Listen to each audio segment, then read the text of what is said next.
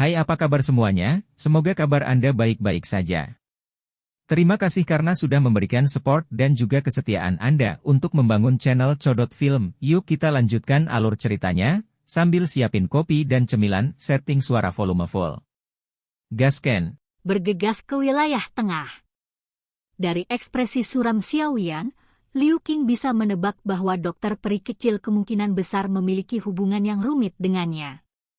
Xiaoyan, apa yang akan kamu lakukan? Kekuatan Ice River Valley tidak kalah dengan Burning Flame Valley. Ada banyak ahli di sana seperti awan. Mereka sangat sulit untuk ditangani. Lin Yan tampaknya juga merasakan niat membunuh di hati Xiaoyan. Ekspresinya menjadi jauh lebih serius saat dia bertanya-tanya. Saya akan melakukan perjalanan ke daerah pilkada. Xin Lan telah bersama dokter peri kecil. Dia mungkin mengetahui beberapa berita. Adapun kalian semua, yang terbaik adalah kalian tetap tinggal di kota Tianhuang. Xiaoyan merenung sejenak sebelum berbicara. Biarkan aku pergi denganmu. Saya sedikit akrab dengan wilayah Pil.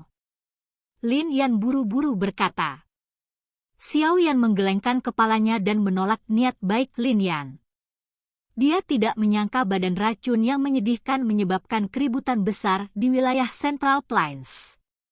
Jika dia ingin membantu dokter peri kecil, permusuhan tidak akan terhindarkan.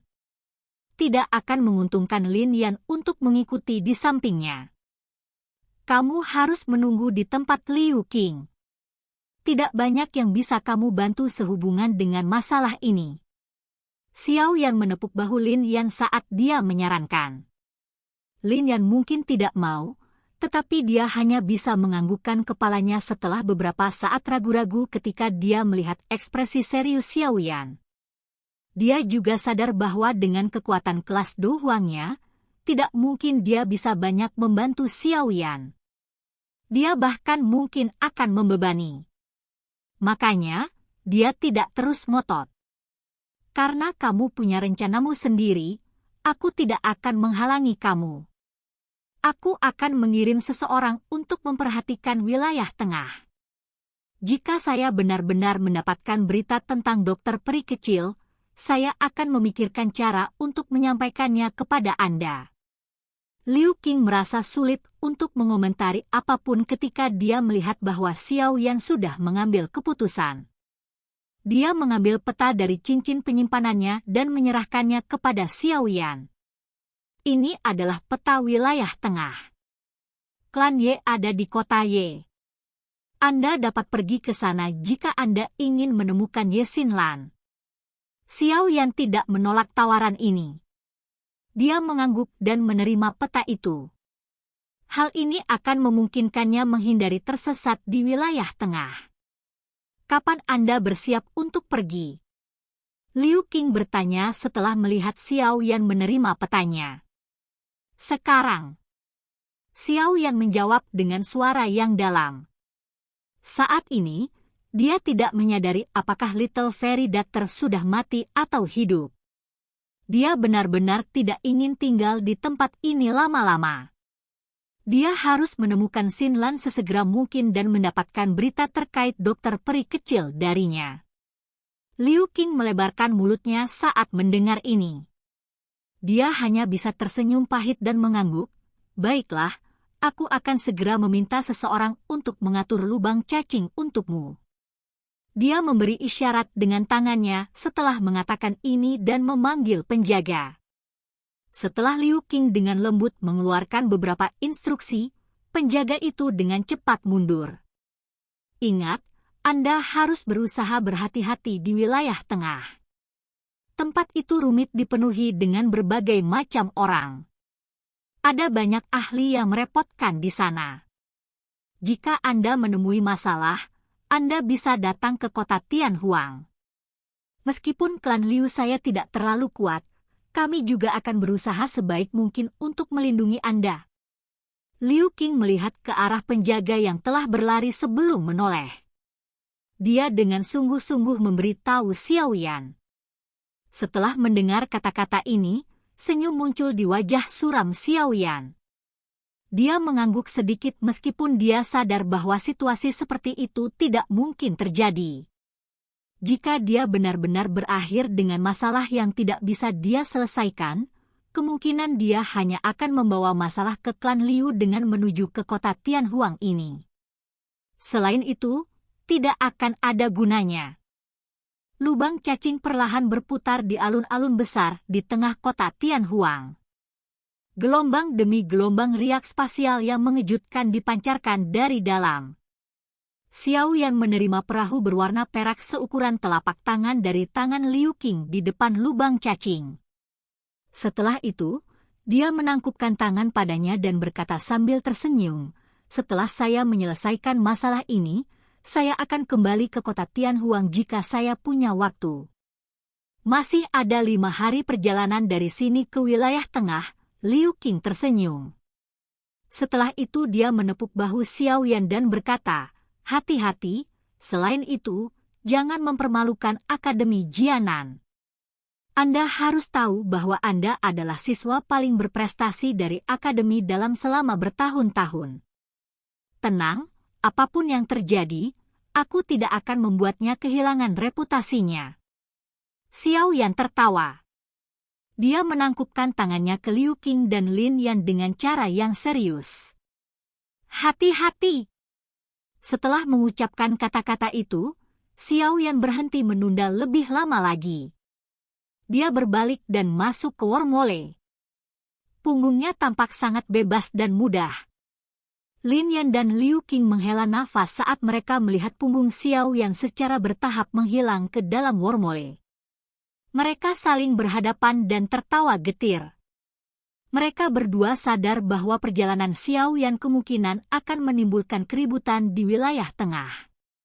Orang ini, tidak peduli bagaimana kita mencoba untuk mengejarnya, dia selalu ada di depan kita. Bertemu monster seperti itu benar-benar pukulan besar bagi kepercayaan diri kita. Xiaoyan duduk bersila di depan kapal luar angkasa di dalam wormhole. Perahu itu memancarkan cahaya perak cerah. Ekspresinya sangat serius. Dia punya firasat bahwa perjalanan ke wilayah tengah ini sepertinya tidak akan santai. Keributan yang digerakkan oleh tubuh racun yang menyedihkan di Central Plains agak melebihi harapan Xiaoyan.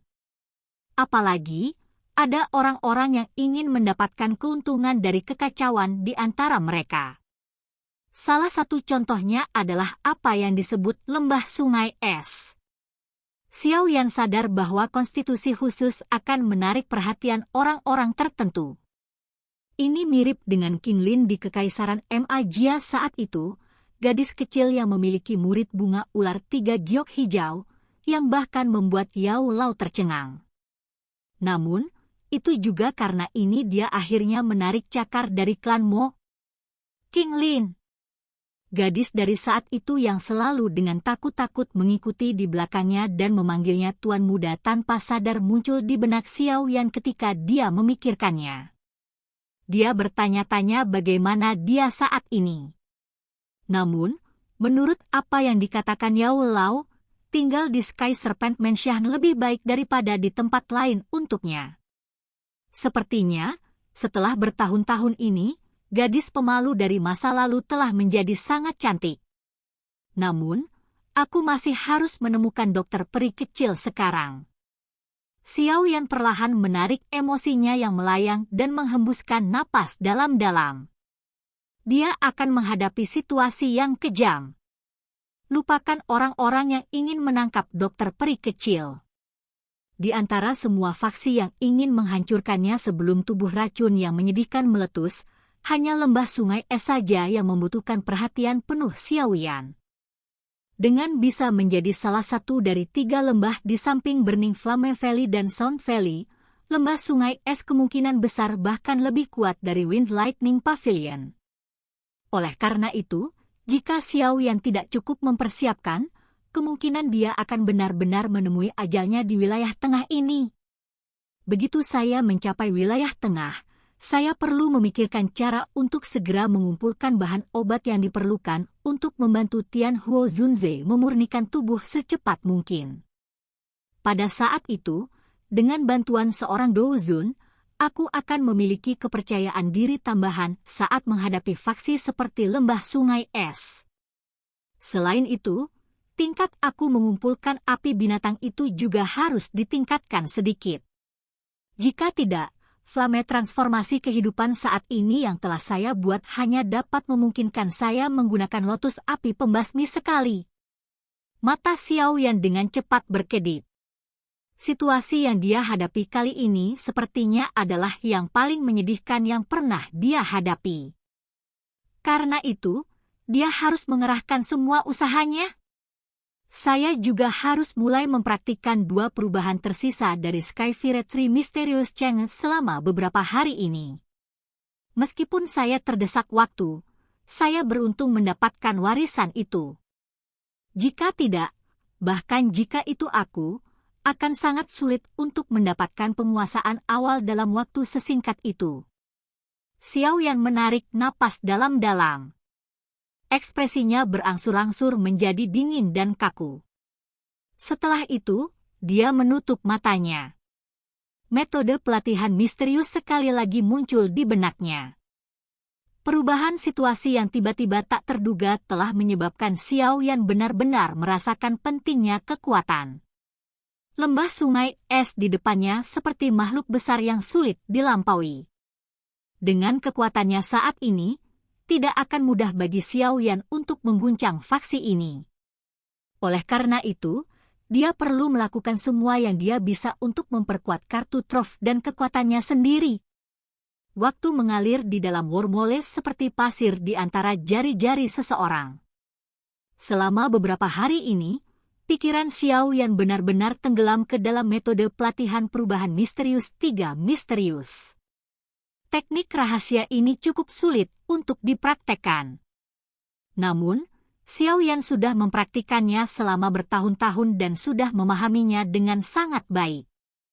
Selain itu, dia juga telah menerima warisan dan pengalaman dari nenek moyang Burning Flame Valley, memungkinkan dia untuk melewati beberapa jalan memutar selama perjalanan pelatihannya. Di bawah kondisi yang sangat baik ini, kemajuan Xiao Yan dalam mempraktikkan Skyfire Tree Mysterious Chang'e sangat cepat. 5 hari berlalu dalam sekejap mata di tengah pelatihan semacam ini. Ketika Xiao Yan membuka matanya dan bangun dari pelatihannya, dia secara kebetulan dapat melihat lingkaran berwarna perak di kejauhan. Ada riak spasial padat menyebar darinya. Apakah saya akan mencapai? Tinju Xiao Yan tiba-tiba menegang saat dia melihat lingkaran cahaya berwarna perak. Rasa dingin yang pekat melonjak ke matanya yang hitam pekat. Xiao Yan menahan desahan di dalam hatinya saat dia tiba-tiba berdiri. Cahaya berwarna hijau giok yang mengalir di sekitar tubuhnya perlahan kembali ke tubuhnya. Kapal luar angkasa itu seperti sinar cahaya berwarna perak yang terbang melalui terowongan dengan cara seperti kilat. Dalam beberapa kedipan, itu mendekati tempat lingkaran cahaya itu berada. Ketika riak luar angkasa yang intens telah berhenti, badan kapal dengan cepat tersentak. Xiao Yan tidak peduli dengan benjolan semacam ini. Ekspresinya tenang saat dia mengendalikan kapal luar angkasa. Dengan suara, "Sos," itu melesat ke depan. Lingkaran cahaya berwarna perak berada dalam jarak dekat dalam beberapa kedipan.